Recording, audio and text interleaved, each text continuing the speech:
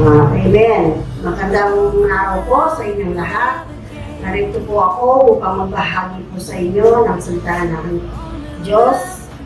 Atin pong sariwain ang huling pitong wika ng ating pong Panginoon nung siya ay nasa krus ng Kalbaryo.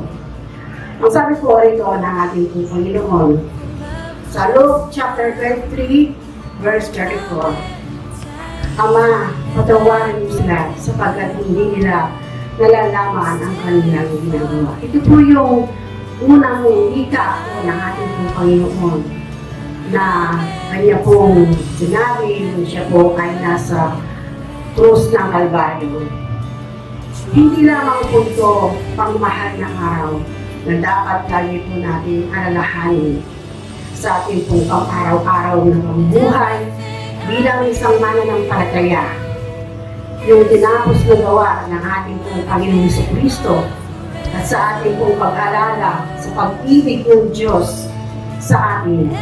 Tunay na mag-alat po sa ating mga puso ang ginawa ng Diyos sa buhay po natin.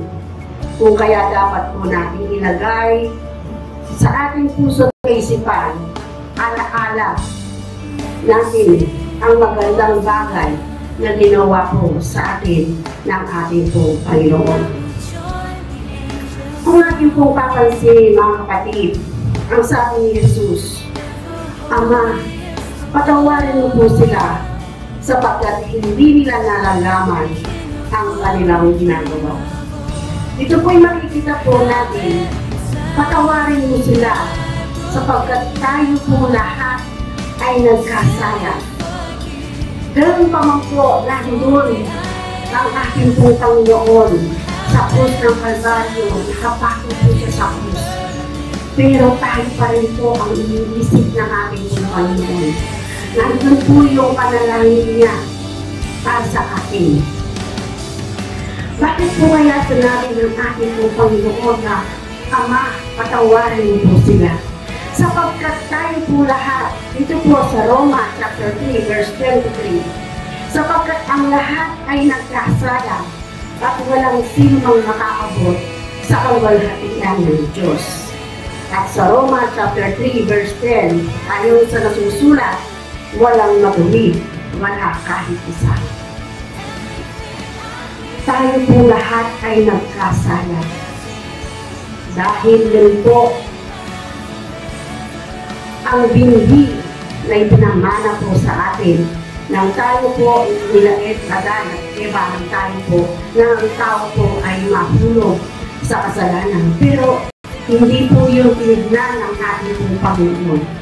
Dito po sa Amos chapter 103 verse 11 and 12, ang sabi po rito, ang akwat ng lupa at langit subating may hindi kaya, gayon ang pag-ibig ng Diyos sa may takot sa Kanya.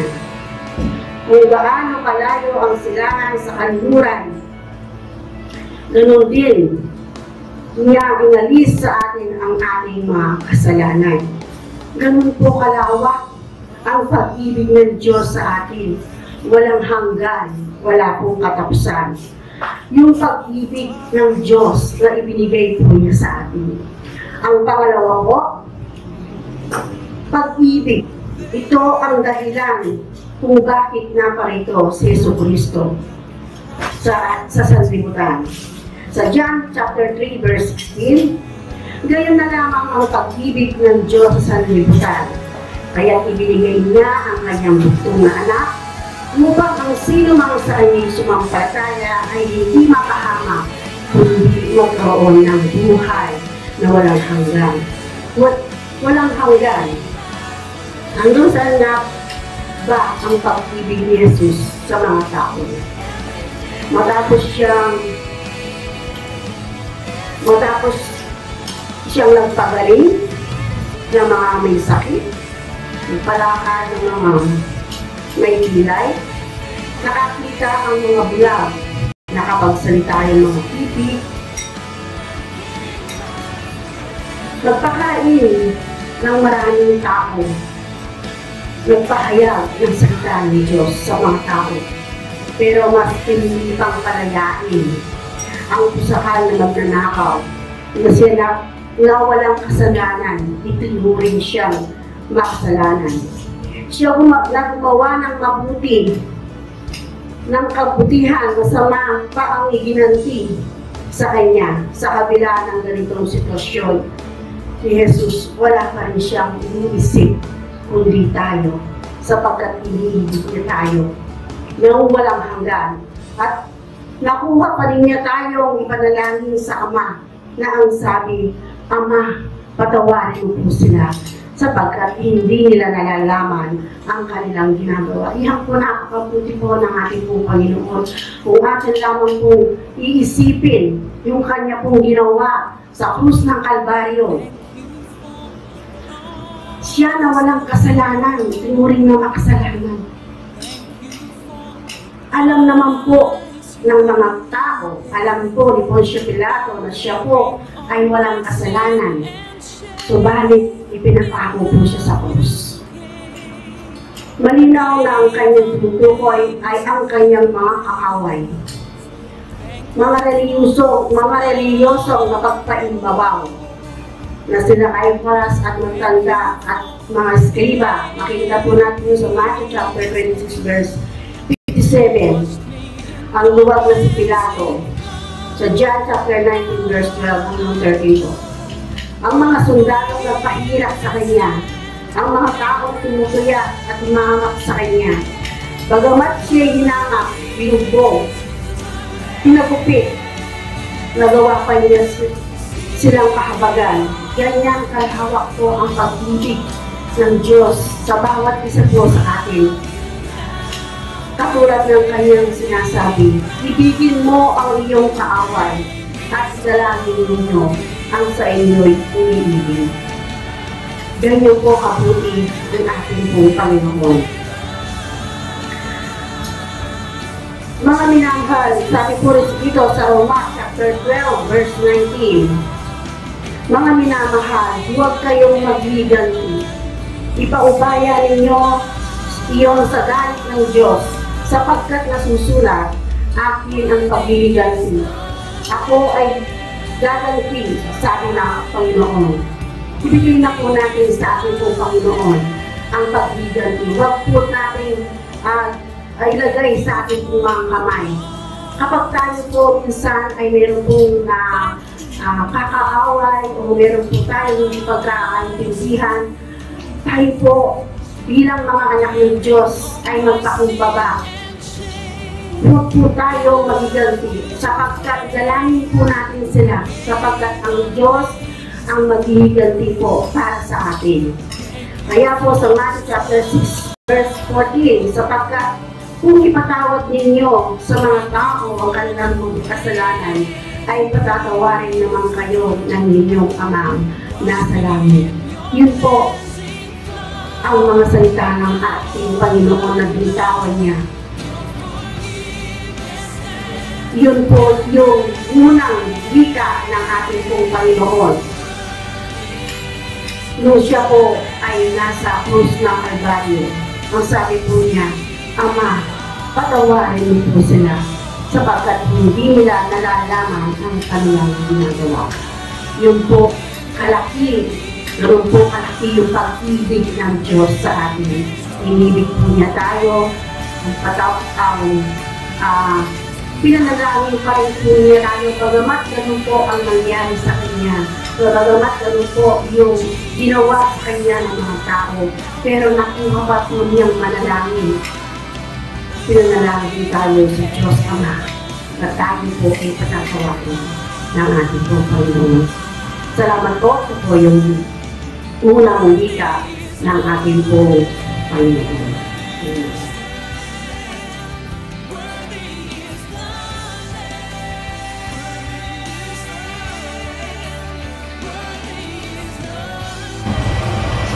Kung ngayon po natin ang ikalawang huling kabiling, Jesus na siya ay napako sa krus ng Kalbaryo. Makikita po natin ito sa Lucas 23:43. Sumagot si Jesus, sinabi ko sa iyo, isasama kita ngayon sa paraiso. Sa pangalawang habilin ni Jesus, si Jesus ay nakapako sa krus kasama ang dalawang pangpalasan. Siya ay nasa gitna. Ang dalawa, ang isa ay nasa kanan at ang isa ay nasa kaliwa niya.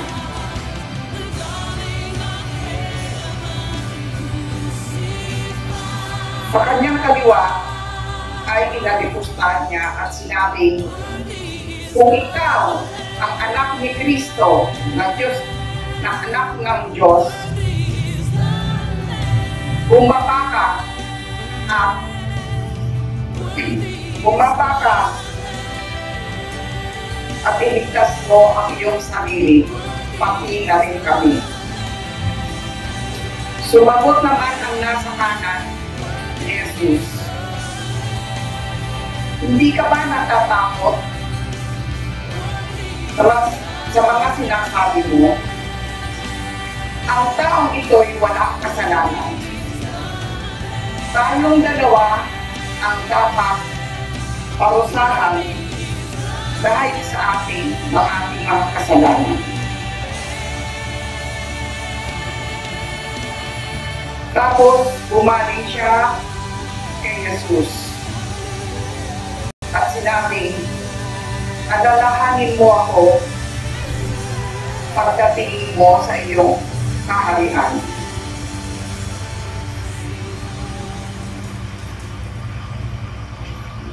Ang kanyang sinabi ay punong-puno ng pagpapakumbaba, pananampalataya, at pananalig kay Jesus. Alam ni Jesus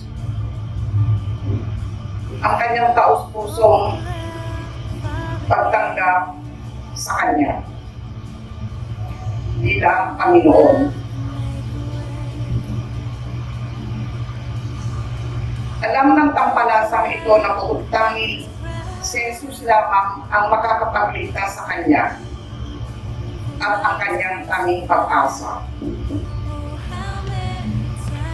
Sinabi ba ni Jesus kung bakit isasama niya ang taong ito sa Kanyang kaharian?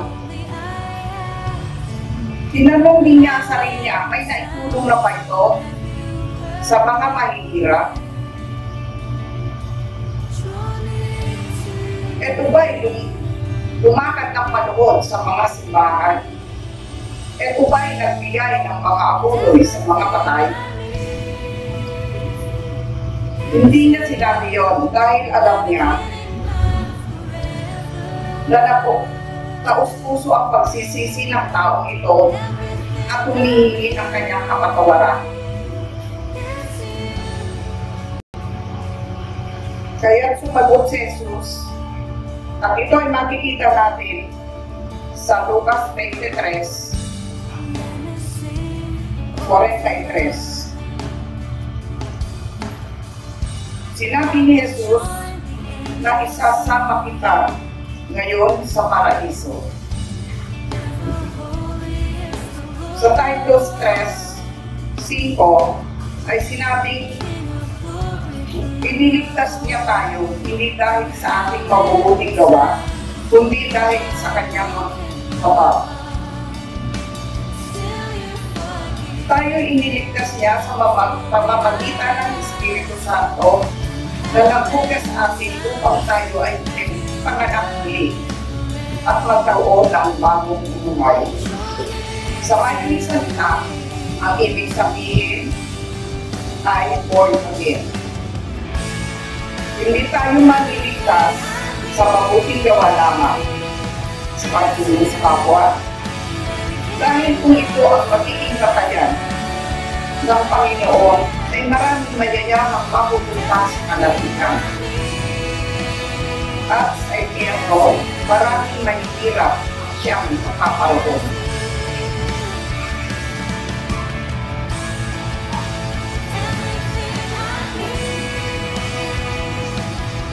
Ngunit ang Panginoon ay makapagid at malaki ang pag-ibig sa mga tao.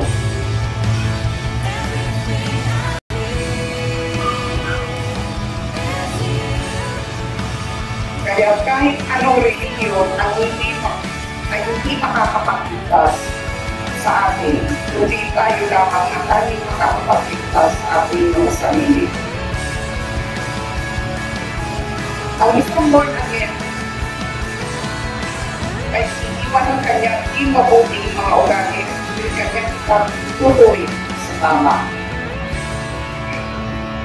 Lahat na alam mong di tama ay di dapat gawin upang ikaw ay mabago physically, emotionally, lalo na ang spiritually.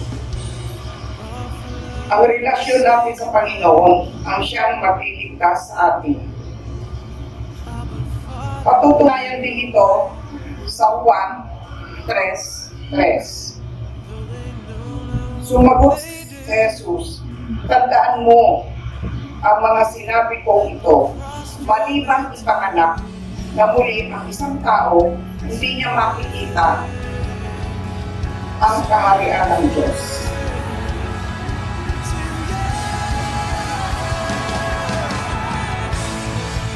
Sa Efeso 2:8-9, sapagkat dahil sa kagandang loob ng Diyos, kayo ay naligtas sa pamamagitan ng pananampalataya sa loob ng Diyos at hindi mula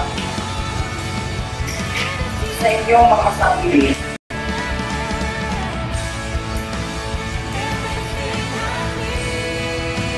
Hindi ito nga ang inyong magagawa, kaya walang may pagmamalaki ang sinuman.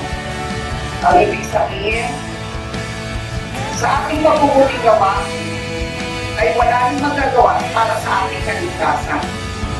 Kundi ang ating pananampalataya, pananalig at pagtanggap sa Panginoong Jesus.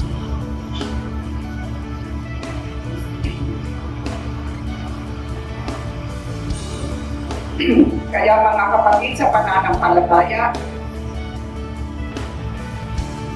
mahalaga po sa atin ang paghingi ng tawad sa Panginoon sa ating mga kasalanan, pagsisiyang mabuti, at ang pagtanggap sa Panginoon ng buong puso at kaluluwa ang siyang makakapagligtas sa atin.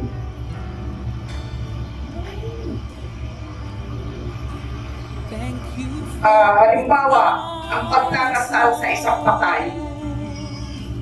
Di ba pinagdadasal natin na sumalangit tawa ang kanyang kaluluwa? Pinagdadasal natin na siya ay mapunta sa langit. Lahat po ng ginagawa natin yun ay baliwala lamang. Dahil walang makakapagligtas sa ating mga sarili kundi tayo rin sa pamamagitan ng pananampalataya, paggawa ng mabuti, pagtanggap sa Panginoon.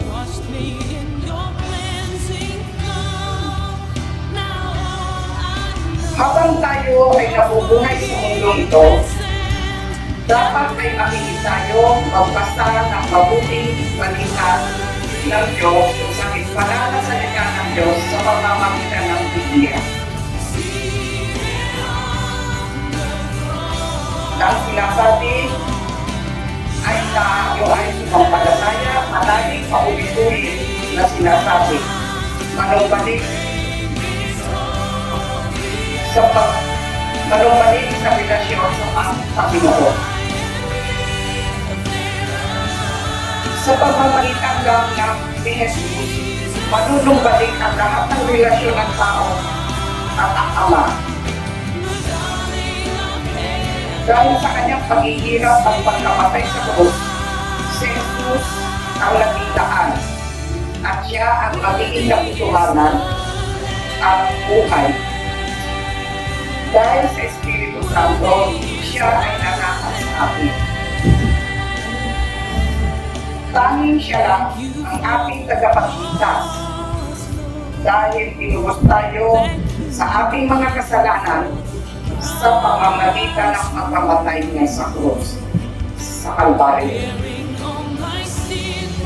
Ibinaya niya ang buong buhay niya mapawalang sana ng ang sanlibutan.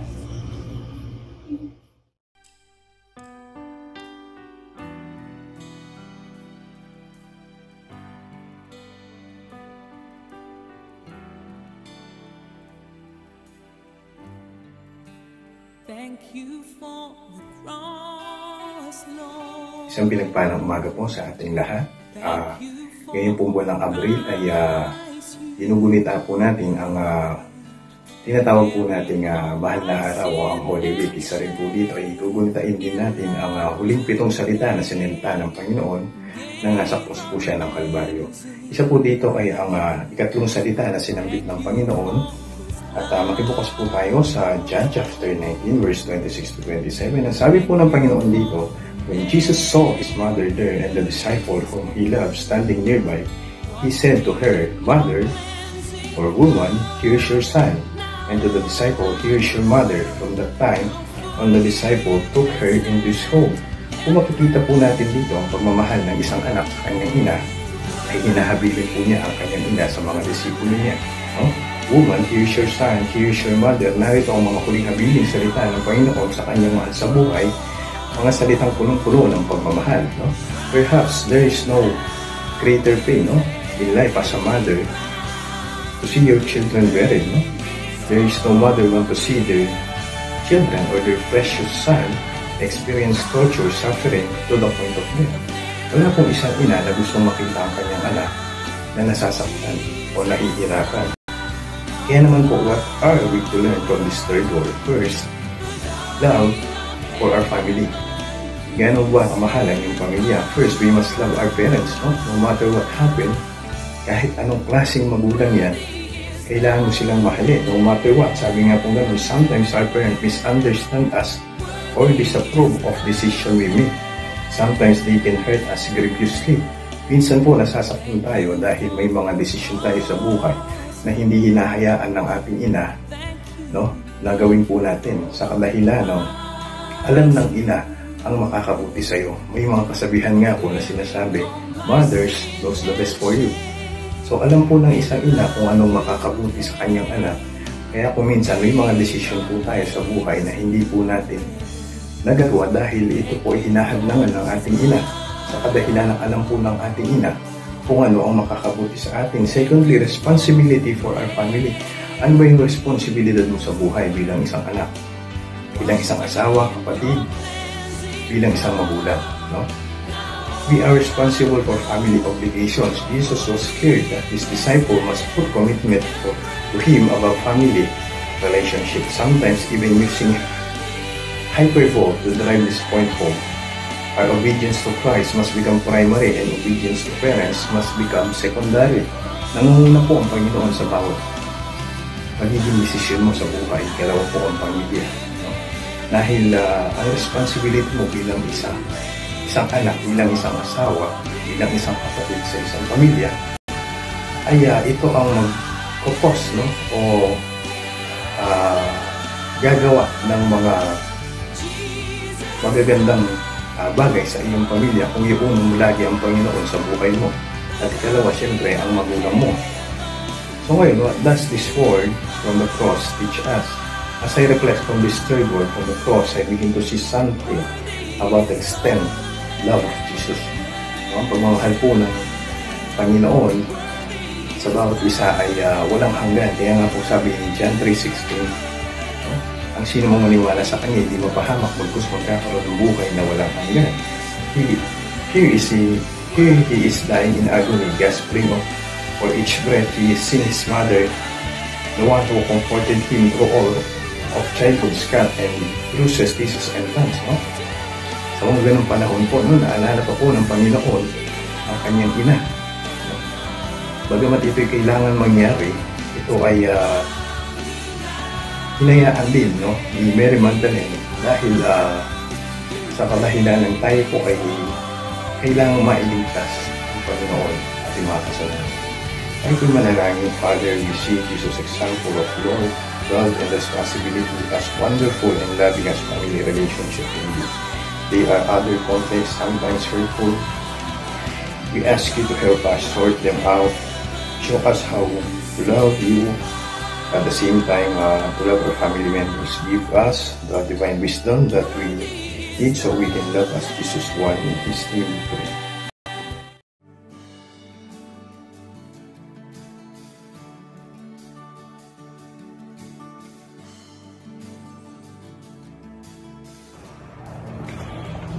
Isang mapagpalang araw po sa inyo mga kapatid. Ang tatalakayin po natin ngayon ay ika-4 na wika ni Jesus. Eli, Eli, lema sabachthani. Ang ibig sabihin ay Diyos ko, bakit mo ako pinabayaan? Ito'y sa aklat ng Mateo 27:45. Ito'y katanungan na binigkas ni Jesus na mga panahong batbat ang kanyang buong pagkatao ng hirap at dusa. Ang malaking katanungan dito ay pinabayaan ba siya ng Diyos? Hindi natin maipagkakaila na si Jesus ay nagkatawang tao.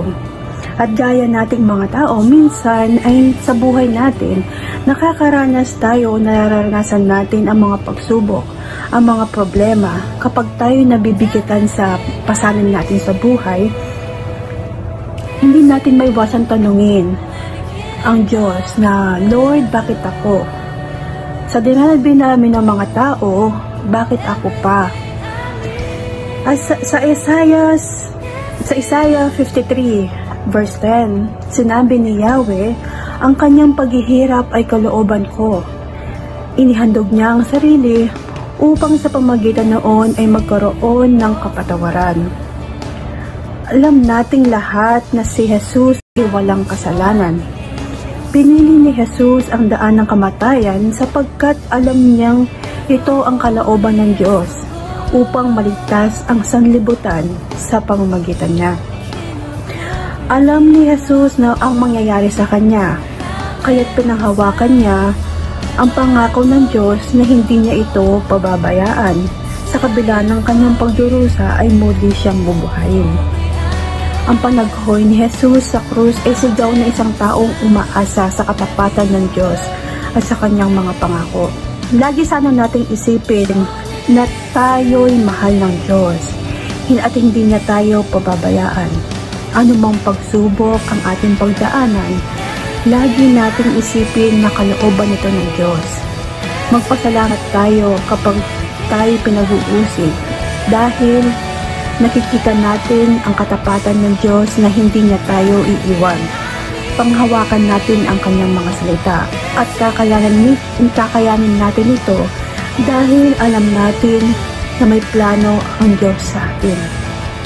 Purihin po natin ang Panginoon, pag-ibig, pagkakaisa at pagmamahalan ang sumaating lahat. Amen. At sana mga kapatid ay patuloy tayong manalangin. Patuloy natin itaas sa Panginoon ang mga nangyayaring sakuna sa paligid natin. Ang virus ay matigil na at lahat ng tao ay mangibabaw ang pag-ibig sa kanilang mga puso. Ingat po kayo dyan. God bless you all.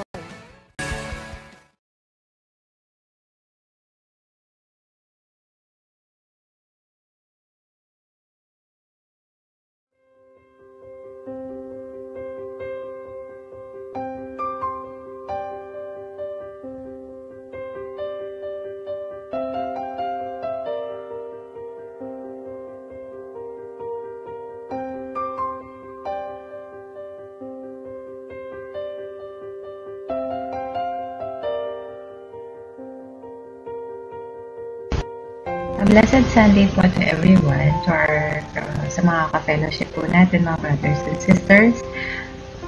Sa akin po natawaka yung fifth po na nasabi ng Panginoon, fifth word ni Jesus Christ while He was hanging on the cross, which is, I thirst o nauuhaw ako. Ito po ay nasa John verse 19:28. So later, knowing that everything had now been finished, and so that scripture will be fulfilled, Jesus said, I am thirsty. So, I am thirsty, nauuhaw ako. Sa lahat po ng nasabi ng Panginoon habang siya'y nakapako sa krus, marahil po ito po yung pinakamababaw sa lahat. na hindi po natin alam bakit po niya nasabi yon. So, sa mga nabasa ko po, ang sabi po, kaya niya nabanggit yun para daw po matapos niya yung 6th and the 7th word na kailangan pa po nang sabihin to fulfill po yung scripture na according po sa God's plan. After pong sinabi ng Panginoon ito, ano pong naging tugon ng sundalo? Ang naging tugon po niya ay hinigyan po niya ng wine vinegar ang ating Panginoong Jesus na tinusok po niya sa isang hyssop plant na noong panahon unang na iyon. Ang wine vinegar po, yun yung pinaka-accessible po na maaaring inumin ng mga sundalo. So, yun po ang binigay nila sa Panginoong Jesus na nilagay lang po sa sponga upang makainom po siya. So, napakahirap po, no? Na paano ka nga naman iinom na nakatali yung dalawang kamay mo, tapos gagamitin mo lang pang sipsipin mo bibig mo. So, napakahirap po nun. Marahil din po kaya nasabi ng Panginoon na siya po ay nauhaw dahil na rin po sa tagal po ng pagpapahirap po sa kanya na marami pong dugo at saka tubig na nawala sa kanyang katawan. So, nakaramdam po siya ng uhaw at yung mga nauna pong offer sa kanya na iinom daw po siya, tinanggihan po ng ating Panginoon. Kaya, yun po na sa pagkakataon pong ito na nakaramdam ng uhaw yung Panginoon, ay binigyan po siya ng something po na maiinom ng ating Panginoon Jesus.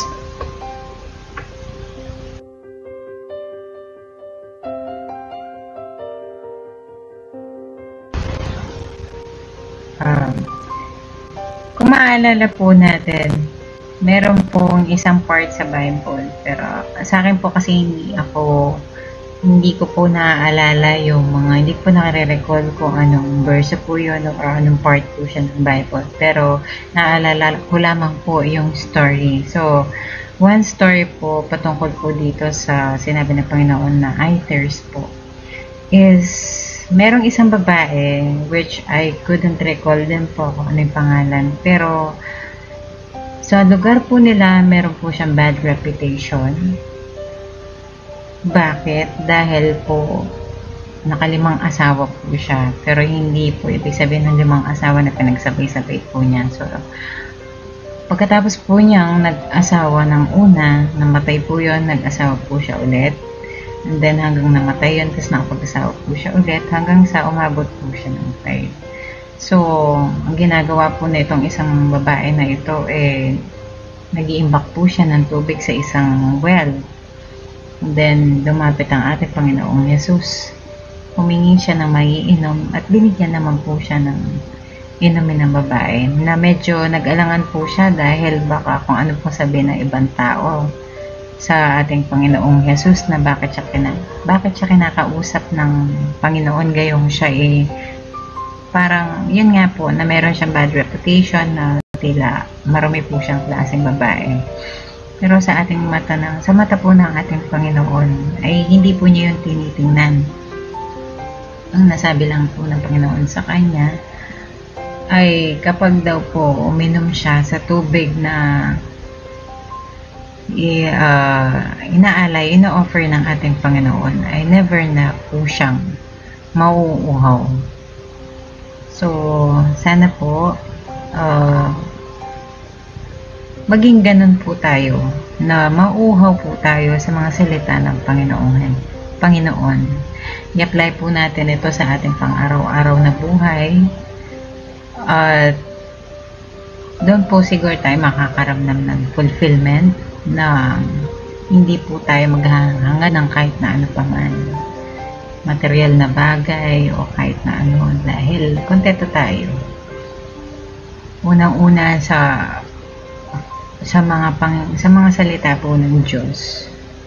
Yun po, hindi po ang mga material na bagay ang magpapasaya sa buhay ng isang tao, kundi po yung fulfillment ng ating soul, yung ating kaluluwa, na alam mo na ano man mangyari, hindi ka mangangamba, hindi ka mag-worry kapag alam mo na in-intake mo yung mga salita ng Diyos. So, let's make it po na every night or kahit na ano pong pagkakataon na magbasa po tayo ng mga salita ng Diyos.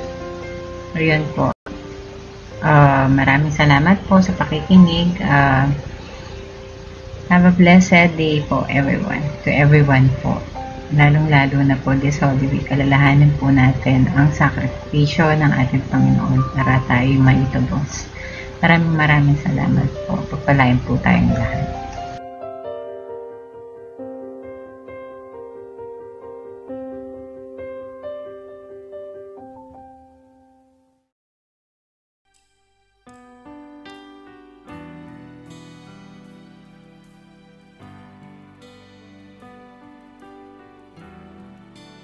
Magandang araw po sa bawat isa. Patuloy po nating pagbulay-bulayan ang 7 huling salita ni Jesus habang siya ay nasa krus ng Kalbaryo. Ang tatalakayin ko po ngayon ay ang ika-6 na huling salita ni Jesus, which is yung it is finished, naganap na. Bayad ka na, wala ka ng pagkakautang, sinagot ko na, or sa salitang Griego, ito yung tetelestai. Sa John chapter 19 verse 30, ang sabi po dito, pagkatanggap ni Jesus ng alak, sinabi niya, naganap na, iniyuko niya ang kanyang ulo at nalagot ang kanyang hininga. Ito ang walang pag-aalinlangang wikang sinigaw ng Panginoong Jesus. Natapos na o naganap na. At hindi matatapos pa lang o patapos na. Napakalinaw ng salita niya na tetelestai. Ang oras ng kamatayan ni Jesus ay siya ring oras ng kanyang kaluwalhatian. Ang kamatayan niya ay hudyat ng kanyang paghahari sa sanlibutan. Matapos niyang lubusang magampanan ang kanyang misyon. Ang tetelestai sa Griego ay karaniwang ginagamit noong unang panahon para sabihing bayad na ang buwis ng taong ito. Hindi lamang tungkol sa pagbabayad ng buwis, ito rin ay hiyaw ng taong panalo, sigaw ng isang tagumpay. At dahil dito, hindi kailangan ninuman ang magpapako sa krus dahil tinapos na ito ni Jesus para sa atin. Nagawa na niya ito ng ganap, buo, lubos, walang labis at walang kulang. Ginawa niya ang nararapat para sa atin. Nabayaran na niya ng buong buo ang ating mga kasalanan at ipinakita niya ito sa kanyang muling pagkabuhay. Sa 1 Corinto chapter 15 verse 55, ang sabi po dito, nasaan o kamatayan ang iyong tagumpay? Nasaan o kamatayan ang iyong kamandag? Tinubos na tayo ni Jesus mula sa walang patutunguhang pamumuhay at pagkaalipin sa kasalanan. Pinalaya na tayo. Sa Galatia chapter 5 verse 1, ang sabi po dito, malaya na tayo dahil pinalaya na tayo ni Kristo. Kaya magpakatatag kayo at huwag na magpaalipin pang muli. Kaya po, pagsikapin po natin na hindi na muli magkaroon ng utang na dapat bayaran. Kasalanan dapat ihingi ng tawad. Gawin nating manatili sa ating tagumpay na nakaplit ni Jesus. Yun lamang po. Nawa po ay may natutunan po kayo sa na-share ko po sa inyo. Thank you.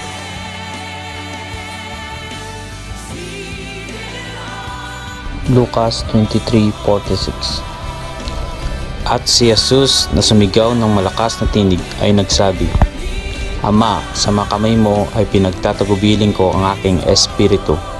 At pagkasabi nito ay nalagot ang hininga. Magandang araw sa inyo mga kapatid. Ngayon po itatalakayin natin ang pampito sa huling salita ni Jesus.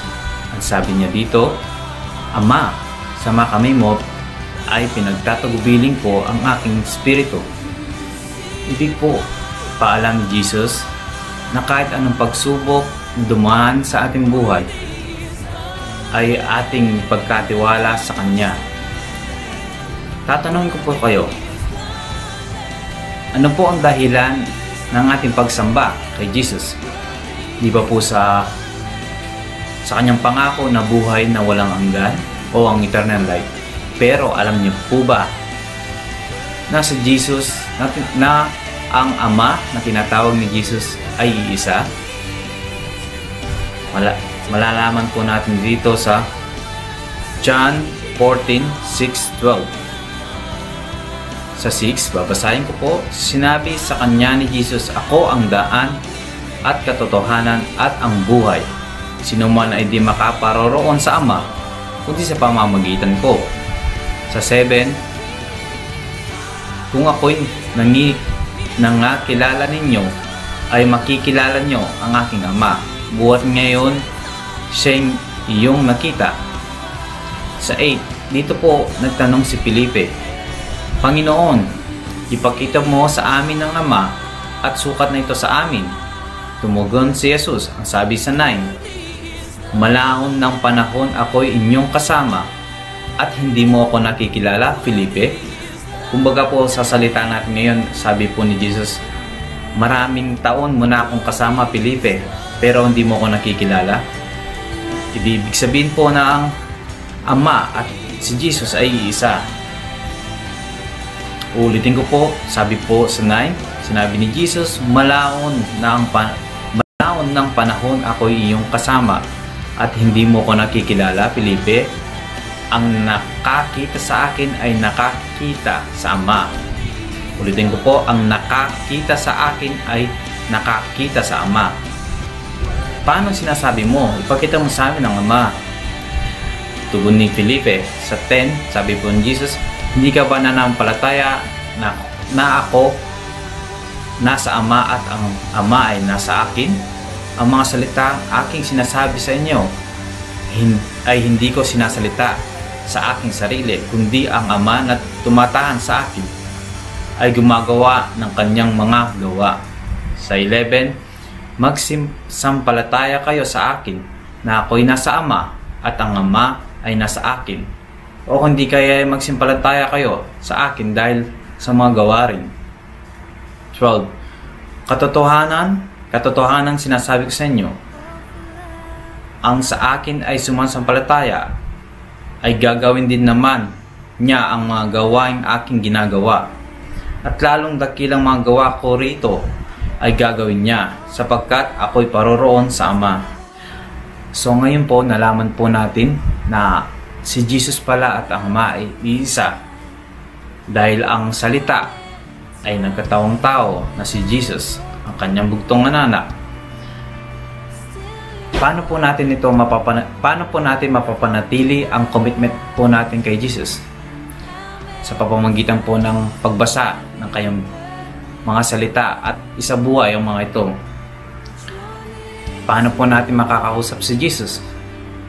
Sa pamamagitan po ng panalangin ay masusumpungan natin si Jesus. Huwag po tayo magtubiling na ipagkatiwala ang buhay natin sa Panginoon na siyang lumalang ng langit at lupa. Sabi niya sa awit 31:5, sa inyong kamay ay hinahabiling ko ang aking diwa, yung tinubos ako, o Panginoon, ikaw na Diyos ng katotohanan. Maraming salamat po, naway hindi lang sa araw ng kanyang kamatayan natin inaalala ang mga gawa niya dito sa mundo, kundi sa araw-araw na pamumuhay natin ay sa buhay natin ang mga salita ng Diyos. To God be the glory. Sa Diyos ang papuri. Maraming salamat po.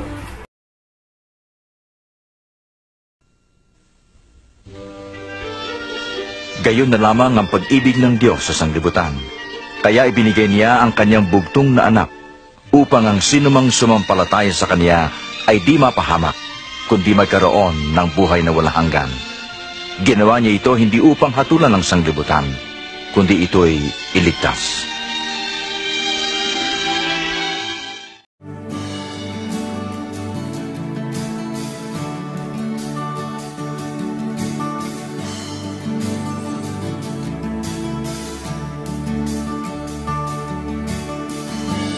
Oh, for love, Father gave, for only love can make a way.